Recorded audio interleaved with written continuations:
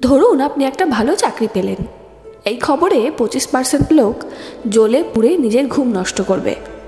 25% লোক বিশ্বাসই করবে না আপনি আদৌ চাকরিটা পেয়েছেন, আর 25% লোক রটিয়ে বেড়াবে আপনি টাকা দিয়ে চাকরি পেয়েছেন, বা আপনার কাকাবাবুর শ্বশুরমশাইয়ের মামাতো জামাইবাবু নেতা তাই।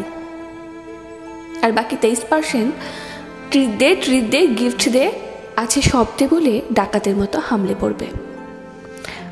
মনে এদের কি আছে এরাই জানে। আর বাকি 2% হলো আপনার মা বাবা আর 2-4 জন সেই ভাই বোন হোক, সন্তান হোক বা বন্ধু বা কাছের মানুষ। এরা কিছু চাইবে না, শুধু আপনার মঙ্গল কামনা করে যাবে।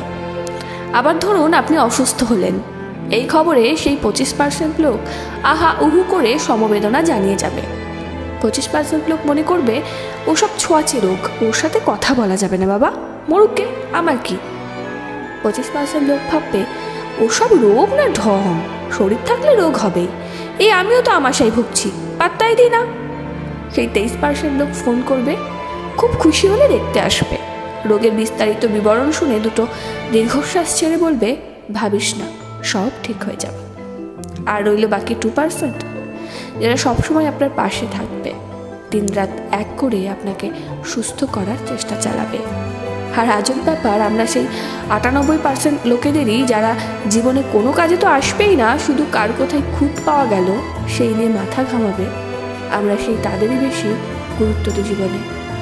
ওরা কি ভাববে, কি বলবে, কি দেখবে, কি শুনবে, এসব ভেবেই দিন কাটিয়ে দিই আমরা। তারা কে অপমান করলো, কে বাজে কথা বলল, কে অবজ্ঞা করলো, এইসব ভেবেই জীবন ঝালাপালা। তারপর ঝালাপালা থেকে ডালাপালা গজিয়ে জীবন যেদিন শেষ, সেদিন আবার সে 98% লোকই আপনার শ্রাদ্ধে কাতলা কালিয়া, পাপ্তার ঝোল, চিংড়ির মালাইকারি, দই, মিষ্টি খেতে খেতে বলবে আহারে মানুষটা কি ভালো ছিল, ভেবেই বুকটা কেমন হাহাকার করে।